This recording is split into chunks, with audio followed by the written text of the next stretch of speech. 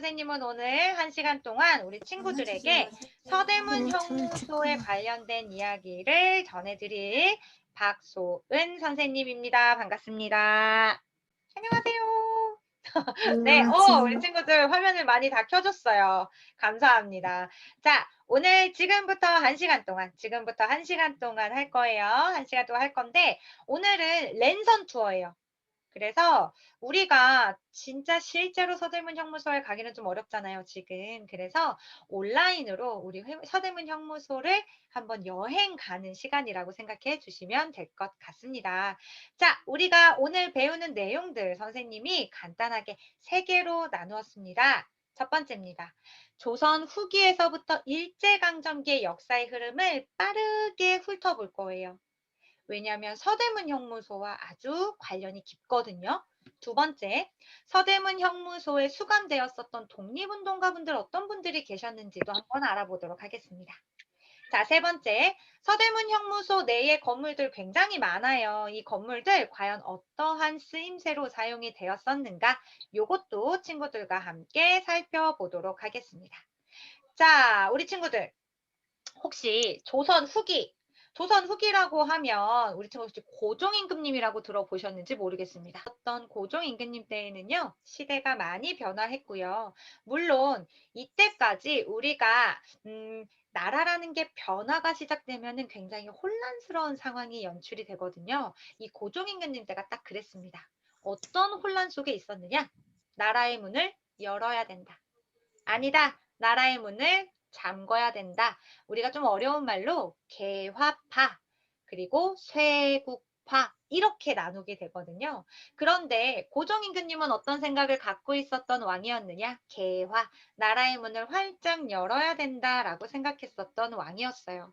그런데요, 이때 우리가 차근차근 준비해서 여러 나라들과 교류를 하려고 했는데 어떤 사건이 하나가 먼저 일어나게 되느냐? 바로 1815년에 일어났었던 운요사건이라는 잠시만요. 운요 사건이 일어나게 됩니다.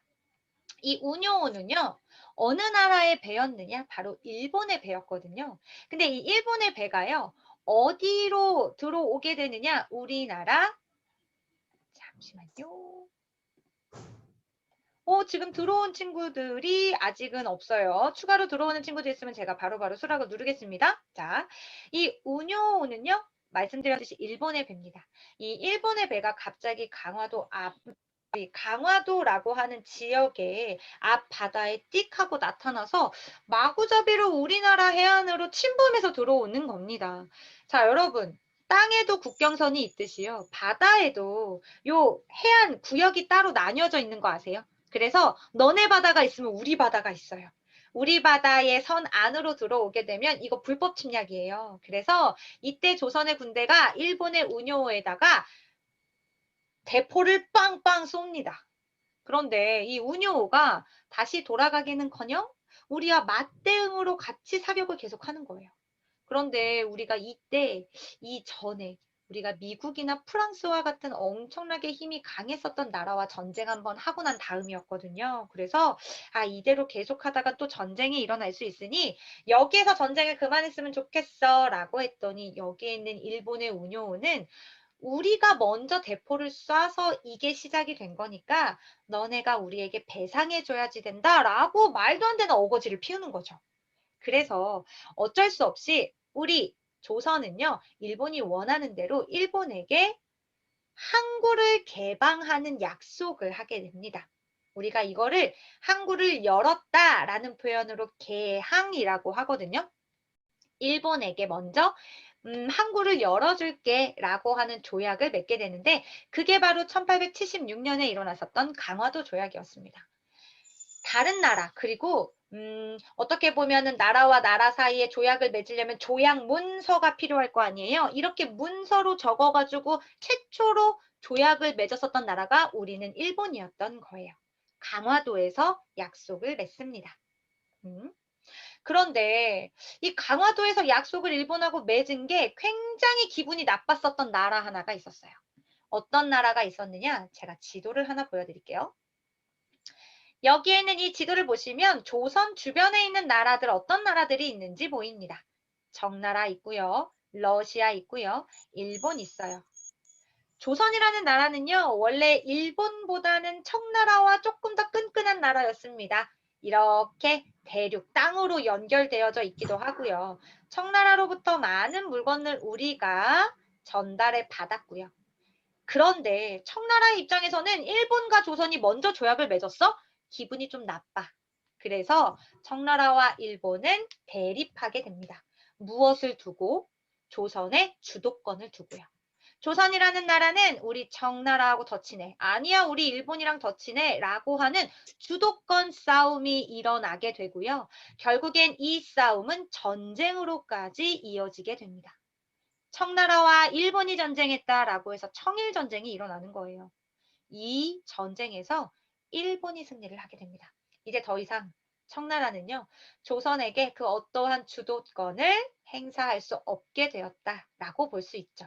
그런데 여기에서 조선이 가만히 두고 보니까 이러다가 일본에게 우리나라를 꿀꺽 삼켜버릴 것 같아. 안 되겠다. 또 다른 나라의 도움이 필요해 라고 했을 때 도움을 요청했었던 나라가 바로 이 옆에 있는 러시아입니다. 자, 여러분 조금 이상하죠? 우리나라의 문제를 우리나라 안에서 해결하기보다 자꾸 다른 나라들의 힘을 빌려오는 듯한 모습이 보여요. 그쵸? 그 정도로 조선이라는 나라가 사실상 문을 열고 그렇게까지 강한 나라로서 성장하지 못하고 있다. 이런 걸 우리가 볼 수가 있죠. 러시아의 입장에서도 일본이 굉장히 싫었습니다. 왜냐면은요, 청나라와의 전쟁에서 이기면서 일본은 점점 힘을 키워가고 있었거든요. 근데 이 당시에 이쪽에서는 제일 최강자가 러시아였단 말이야.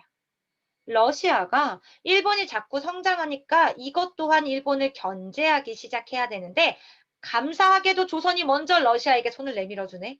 러시아가 개입되면서 러시아와 조선이 한 편을 먹고 일본을 견제하기 시작합니다. 일본의 입장에서는 청나라하고 전쟁에서 이겼는데 내가 이 조선을 어떻게 하고 싶은데 러시아가 자꾸 방해하네. 안 되겠다. 이 러시아하고 친하게 지내는 조선의 왕비를 죽여야겠다라고 하는 사건이 일어나게 됩니다.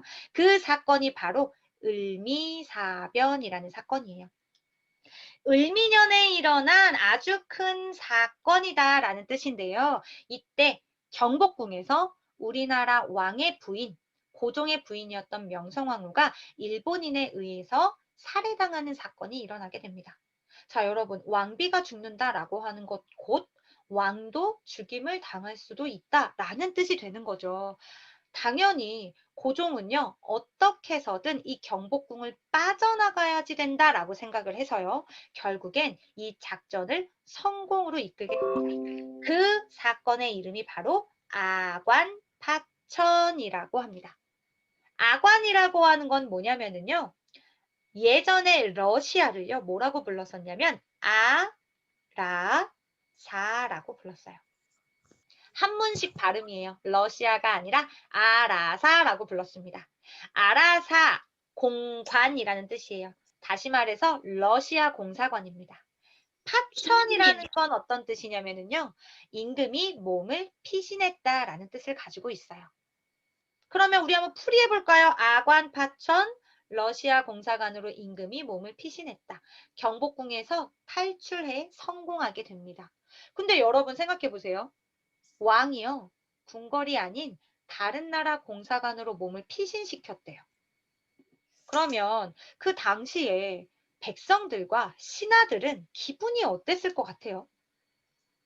아니, 왕이 궁궐이 아닌 다른 나라의 공사관으로 어떻게 보면 자기 몸을 지키겠다고 도망갔어? 이렇게 생각할 수도 있다라는 거예요. 그래서 여론이 굉장히 좋지 않았습니다. 하지만 고종 임금님은 아무 생각 없이 러시아 공사관으로 가셨던 것은 아니었고요. 다 계획이 있었습니다. 어떤 계획이 있었느냐? 바로 새로운 나라 대한제국을 선포하는 계획이 있었습니다. 자, 우리가 생각했을 때 조선이라는 나라는 왕이 다스리는 나라잖아요. 그런데 대한제국은요. 가운데 여기 세 번째 글자 제자가 있어요. 그쵸? 이 제자는요, 황제할 때 제자예요. 그러니까 조선은 왕의 나라, 대한제국은 황제의 나라. 이렇게 해서 나는 이제 더 이상 강한 나라, 그러니까 약한 나라가 아니야. 나 이제 강한 나라가 될 거야. 라고 하면서 고종은요, 스스로가 황제가 되면서 나라 이름을 대한제국으로 바꾸게 됩니다. 그리고 경복궁이 아닌 러시아 공사관과 가까웠었던 덕수궁을 황제의 궁궐로 만들면서 여러 가지 개혁을 펼치게 되죠. 하지만 이때의 세계적인 정세에서는 어떤 일이 있었느냐? 바로 자, 이때 러시아와 일본이 크게 대립하면서 결국엔 전쟁이 발발하게 됩니다. 러일 전쟁이 일어나게 돼요.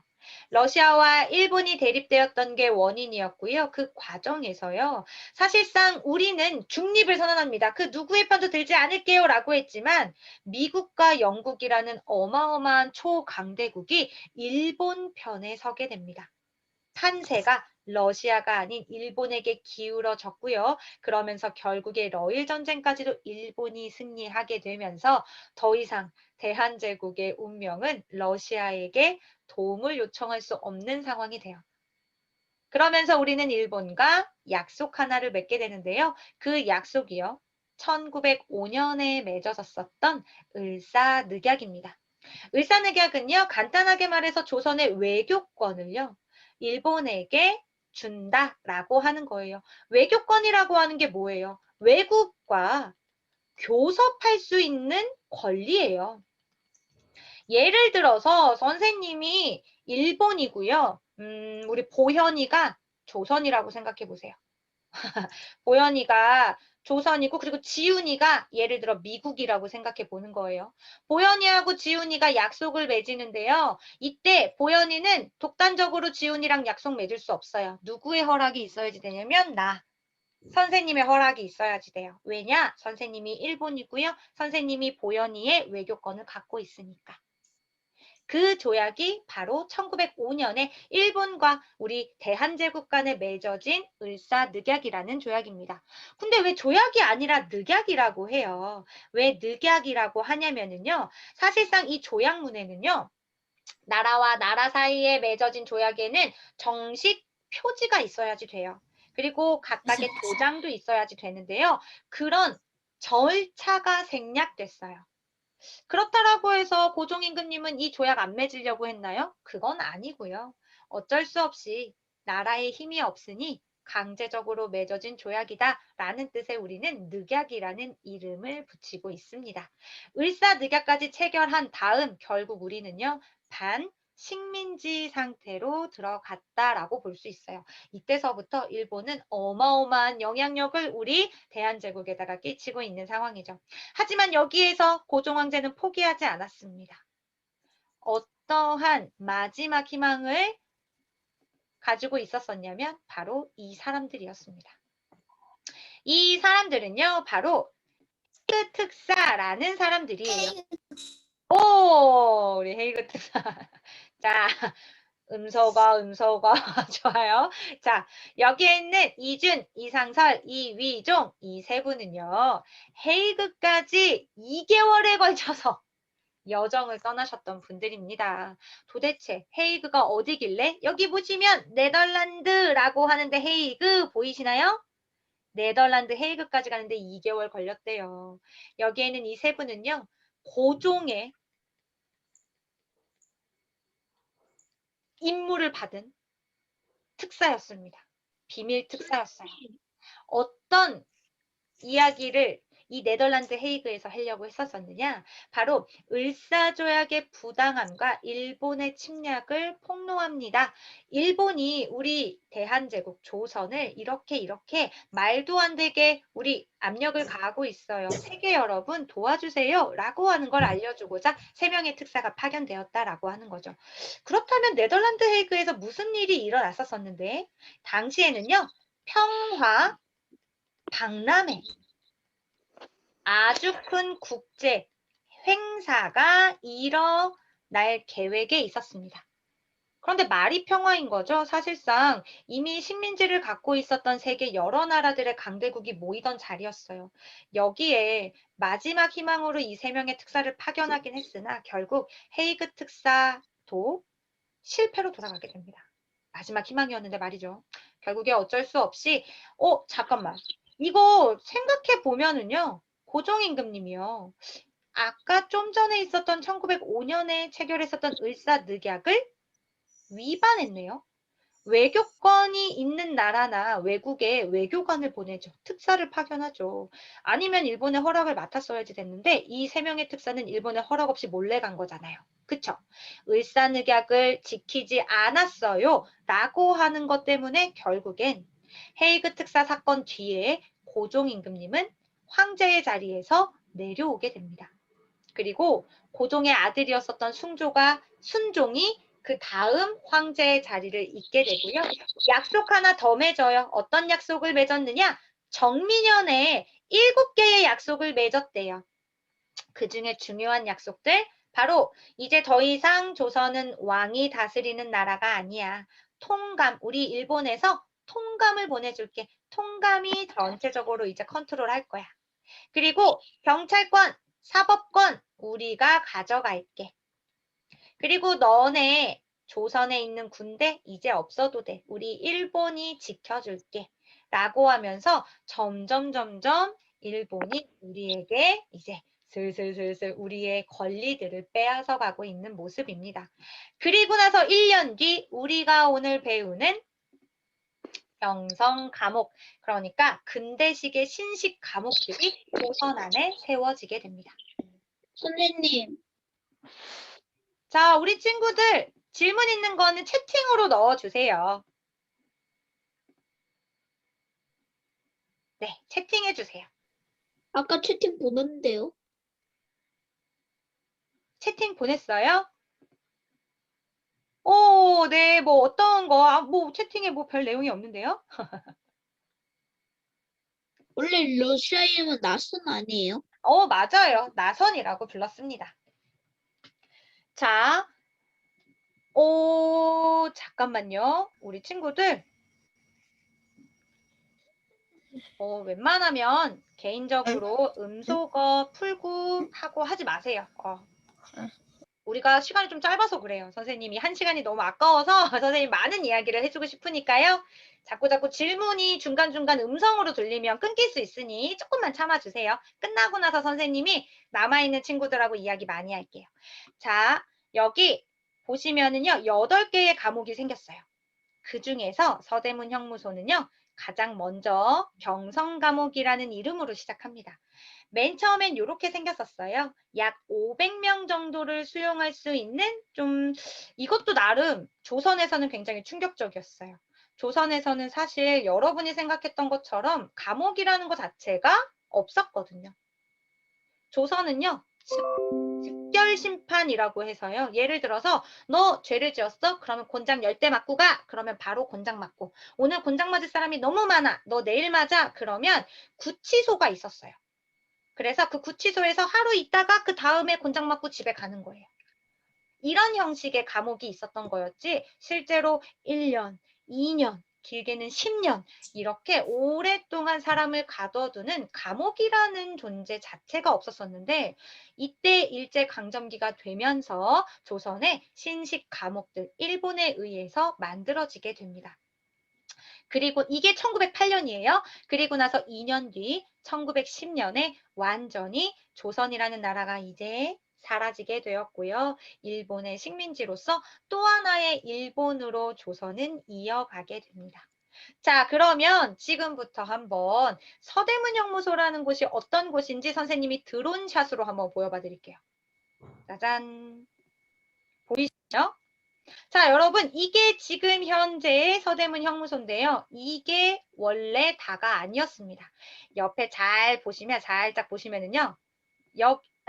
여기 보시면은요. 여기에 지금 현재의 주차장 있어요. 그리고 이쪽에 보시면은요. 여기 공원이 있어요. 원래 이 지역까지 다 옥사였습니다. 다 감옥이었어요. 그런데 지금은 딱 이만큼만 남겨두고요. 이건 다 없애버렸어요. 양쪽은 다 없애버리고 이 부분만 현재에는 역사관으로 운영을 하고 있습니다. 우리 이제 서대문 형무소로 떠나보도록 할 거예요. 그러면 우리 한번 안에 내부가 어떻게 생겼는지 한번 보도록 할게요. 여기 안에 있는 이 물건들은 바로 이 감옥 안에서 이동할 때 얼굴에 쓰거나 손에 차거나 발에 차거나 허리에 차는 그런 도구들을 전시해 놓은 공간인데요. 여기에 있는 이 꽃갈모자처럼 생긴 거 어떻게 사용을 했었느냐? 바로 이렇게요. 지금 이 사진은요. 수감되어진 독립운동가를 차에 태우고 있는 모습입니다. 그리고 이거는 사용장으로 그 감옥으로 갈 때도 이렇게 가지만 감옥 내에서도 이동할 때 서로가 누가 누구인지 얼굴로 확인하지 못하게 얼굴에다가 용수라고 하는 모자를 씌워가지고 이동시키게 했었다라고 합니다. 그게 지금 여기 전시가 되어져 있는 거고요. 그리고 좀 더 옆쪽으로 한번 가보면은 이런 방을 볼 수 있습니다.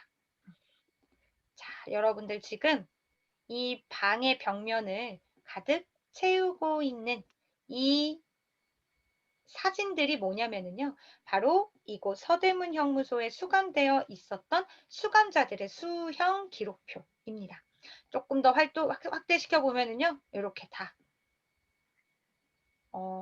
선명하게 나와 있지는 않지만 이렇게 독립운동가 분들의 얼굴도 보여요. 여기 혹시 잘 보이시나요?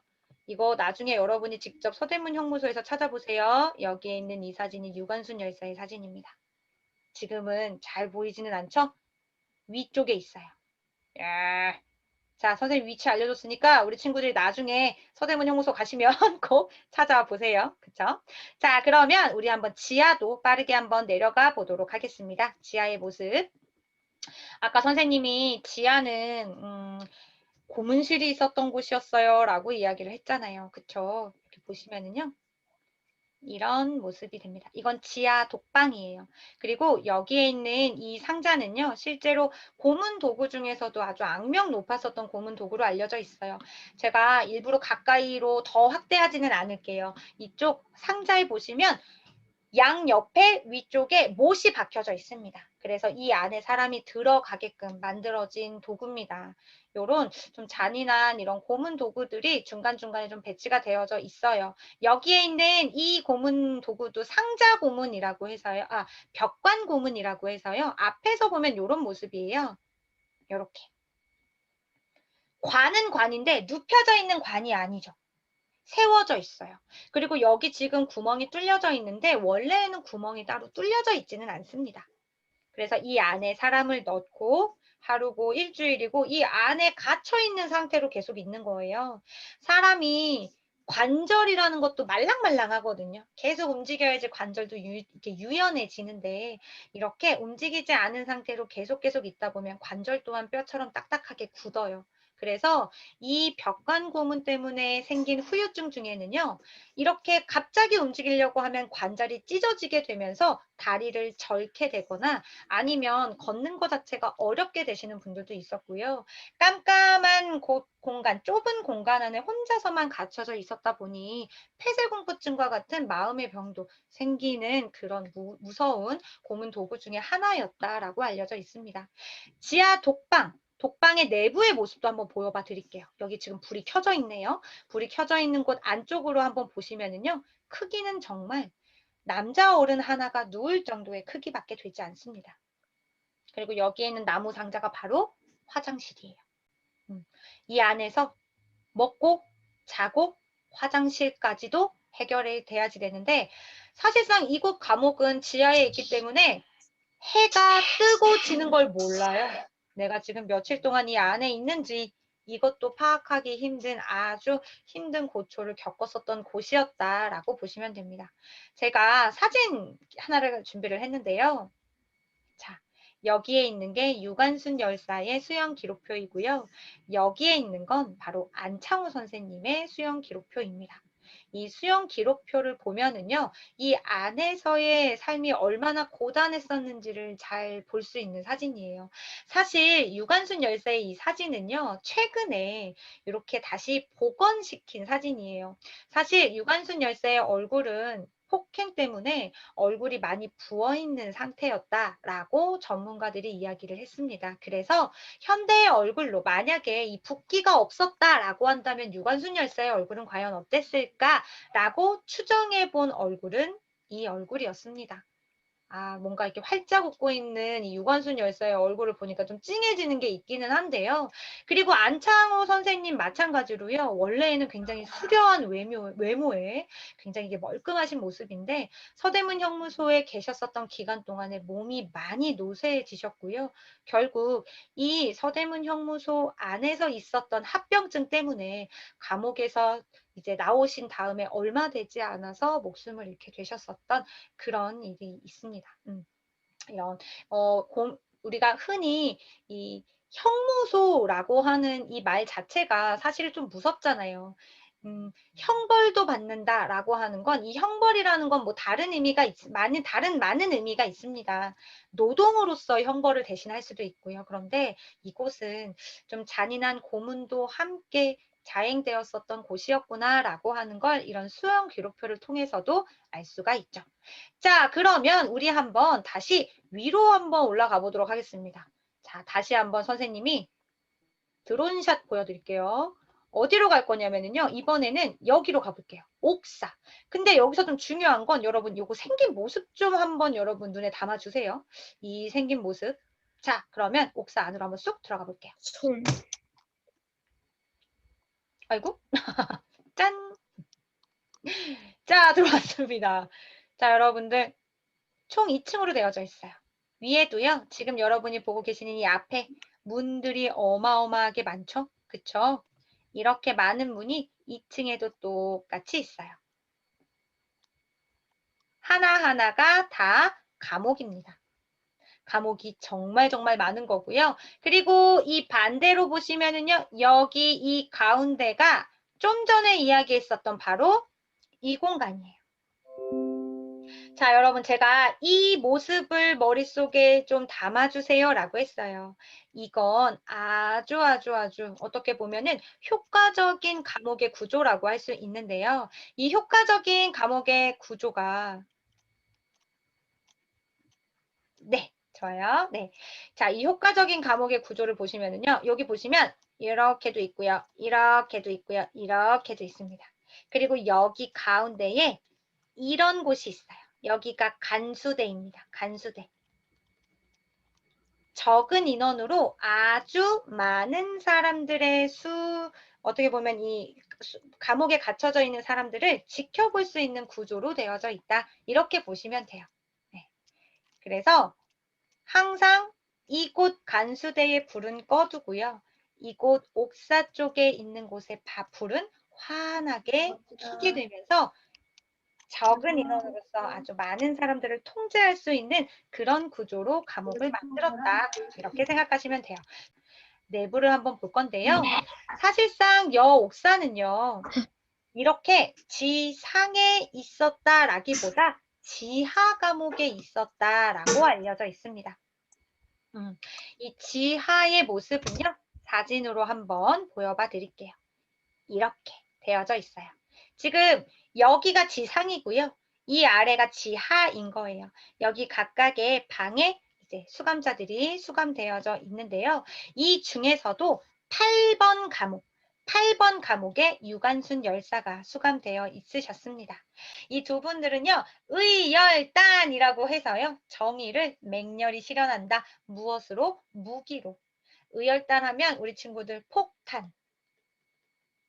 나석주 의사는요, 동양척식 주식회사라는 곳에다가 폭탄을 터뜨립니다. 김상욱 의사는요, 악명 높았었던 우리 독립운동가들을 잡아가서 고문을 이렇게 한다라고 하는 악명 높았었던 곳 종로경찰서에 폭탄을 투척하셨었던 분이었습니다.